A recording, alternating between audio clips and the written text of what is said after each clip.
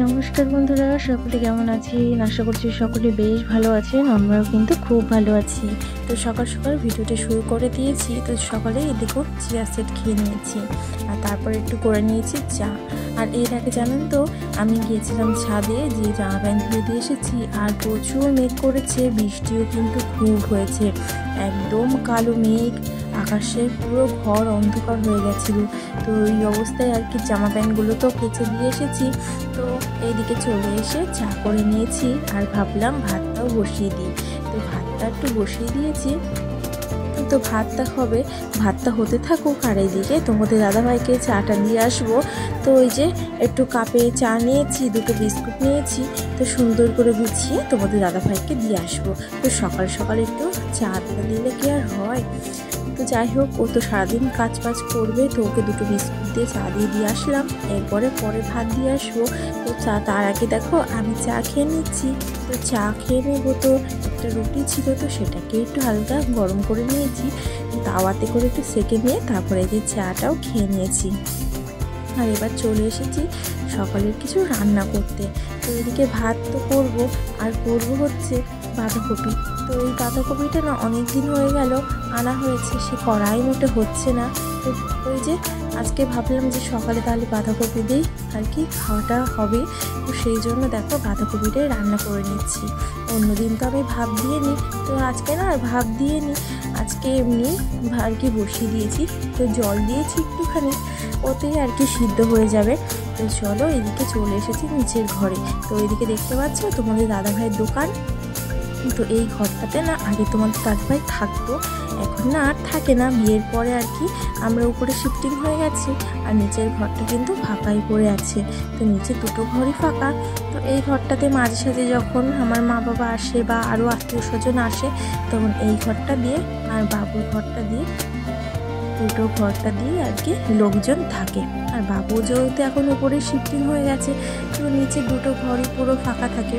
ওই জন্য কী বলো তো, মাঝে মাঝে না একটুখানি পরিষ্কার করে রাখার চেষ্টা করি, না হলে ওই যে একবারে প্রচুর নোংরা হয়ে যায়, তখন কিন্তু খুব অসুবিধা হয়ে যায়। আর এটা হচ্ছে বাবুর ঘরটা। তো এই ঘরটা না মাঝে সাঝে ঝাড় দেওয়া হয়, যদিও মানে দাদা দেয় আর কি, কিন্তু আগের যেই ঘরটা দেখলাম, তো সেইটাতে না ঝাড়টা দেওয়াই হয় না। তোমাদের দাদাভাই না ওইসব অত ঝাড়ফাট দেওয়ার দিকে নেই। আমি যখন বাড়িও না থাকি না, ও মনে হয় সপ্তাহে একদিন ঘর ঝাড় দেয়, কিন্তু নিজের দোকান একদম ঠিকঠাক ফিটফাট, একদম মানে পরিষ্কার।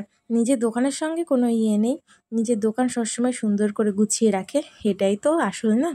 তো যাই হোক, ঘর দুয়ার অতটা করতে পারে না, কিন্তু আমি বাড়ি না থাকলে যতটা মানে চেষ্টা করে ঘরও মোছে। ওই ধরো অনেকদিন পরে একদিন ঘর মুছলো, এরকম আর কি, ওই যেইটুখানি করে সেইটুখানি কি অনেক। তো ওইদিকে দেখো, ঘর তো ঝাড় দিতে এসেছি, এসে দেখছি একটু হালকা ধুলো ধুলো পড়েছে। যেহেতু অনেক দিন এই ঘরগুলো না পরিষ্কার করা হচ্ছে না, আর কিছুদিন পরেই তো বাড়িতে লোকজন আসবে। তো তোমরা তো শুনেছই যে আমাদের ওই রাধাকৃষ্ণের পুজো আছে বাড়িতে আর কি, রাধাকৃষ্ণ প্রতিষ্ঠানের যে পুজো, এইটা দিয়ে না 2 বছর 3 বছর হবে আর কি। তো সেই কারণে পুজো তো প্রত্যেকবারই হয়। তো যেরকম পারে সেরকমই সবাই মিলে সামর্থ্য অনুযায়ী পুজোটা করা হয়। আমার ভাসুরও আছে, তার সঙ্গে আমার বড়, দুজন মিলেমিশেই কিন্তু পুজোটা আর কি করে। আর আমাদের ঠাকুর দুটো কেমন অবশ্যই তোমরা কিন্তু কমেন্ট করে জানিও। তো এদিকে দেখো, ওই ঘরটা তো ঝাড় দিয়ে যে এক টুপলা হচ্ছে নোংরা আমি জোগাড় করেছি। ওই ঘরটা বেশি নোংরা হয়, কারণ তোমার দাদাভাই ওই যে মালটা এনে সব ওই ঘরটাতে রাখে। তো তো যেখানে সেখানে জিনিসপত্র রেখে দেয়, সবসময় তো আর গুছিয়ে রাখে না। তো ওই দোকানে অনেক দিন পরে গুছিয়ে নেয়, যখন দেখে অনেক মাল এক জায়গায় হয়ে গেছে তখনই আর কি গুছিয়ে নেয়, সেই জন্যই আর কি ওরকম এলোমেলোই থাকে। তো ওই নোংরাটাও অনেকটা কিন্তু হয়ে যায়। তো আজকে বেশ ভালো করে ঘরটা ঝাড় দিয়ে পরিষ্কার করে রেখে এসেছি। তো এদিকে তো দুটো ঘরই কিন্তু সুন্দর করে আমি পরিষ্কার করে রেখে আসলাম। আর এদিকে দেখো চলে এসেছি ঘরে। তো তো বাবু এই যে কচুরলতি বেছে দিয়েছে, তো বাবুকে বললেই না কচুরলতি, কচুর শাক এগুলো বাবু আমাকে ঠিক বেছে দেবেই। তো ওই জন্যে আর কি ভাবলাম কচুরলতিটাও রান্না করে নিই সকাল সকাল। আর এদিকে কচুরলতিটাও কিন্তু পেঁয়াজ, রসুন, কাঁচা লঙ্কা কুচিয়ে আর কি ভাজা মতো করব।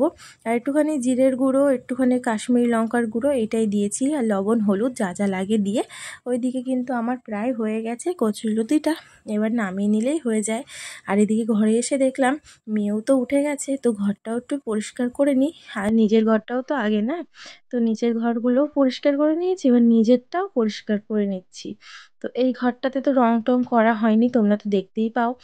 আর নিচের ঘরগুলো দেখেছো সব কিন্তু রং টং সুন্দর করে করা, ওগুলো কিন্তু আমার বিয়ের অনেক বছর আগেকার মানে করা। বিয়ে আমার হয়েছে এই দিয়ে 4 বছর আর কি হবে। আর আমার ওই নিচের ঘর কিন্তু তারও অনেক আগেরই। আর এইটা কিন্তু আমাদের বিয়ের আগেই আর কি নতুন একদম বিয়ে আমি যখন করে এসেছি এই বাড়িতে, সেই সময় দিয়ে কিন্তু এই ঘরটাতে আমি থাকি। আর তার আগে কিন্তু তোমাদের দাদাভাই নিচেই থাকতো, এই ঘরে কেউই থাকতো না, আমি উদ্বোধনটা করেছি এই ঘরটা। আর ওই জন্য এই ঘরেই থাকি।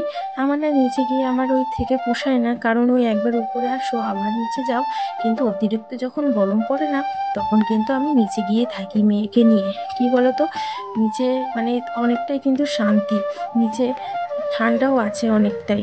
তো এই যে ওর বাবা কালকে গেছিলো মার্কেটে, তো ওই বড় ব্যাগটা নিয়ে এসেছে, আর নিয়ে এসে হচ্ছে ওর জন্য একটা ক্লে।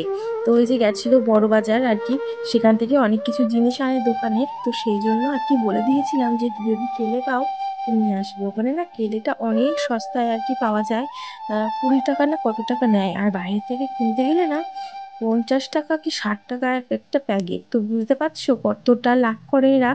তো সেই জন্য তোমাদের দাদাভাই আর কি বাজারে গেলে এনে দেয়, আর মেয়ে ওইটা নিয়ে একটু খেলাধুলা করতে ভালোবাসে, তো সেই জন্য আর কি ওর জন্যে তো আনতেই হবে যেটা চায় না।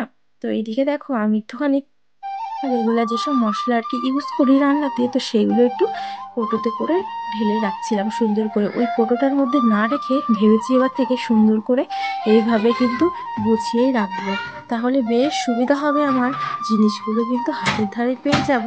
আর এইভাবে কিন্তু গুছিয়ে রাখলে হাতের ধারেও পেয়ে যাওয়া যাবে, আর বেশ সুন্দরও লাগবে। তো এই যে জিরে গুঁড়ো আর কি, আর এটা কিন্তু হচ্ছে গিয়ে ধনের গুঁড়ো, ভাজা জিরেও করেছি সেটাও গুঁড়ো করে নিয়েছি। আর তাছাড়া যেসব মশলা আছে গরম মশলা, আর হচ্ছে কি বলে ওটাকে, গরম মশলা, তারপরে হচ্ছে চিকেন মশলা, আর হচ্ছে গিয়ে ওই কাশ্মীরি লঙ্কার গুঁড়ো, সব কিছু মোটামুটি আমি কিন্তু সুন্দর করে আর কি গুছিয়ে রেখে দিয়েছি।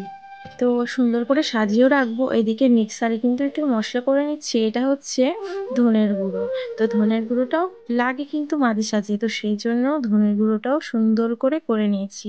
তো এদিকে না মশলা করতে করতে দেখছি প্রচুর রোদ্দুর উঠেছে, আর ঝলমলে রোদ্দুর একেবারে।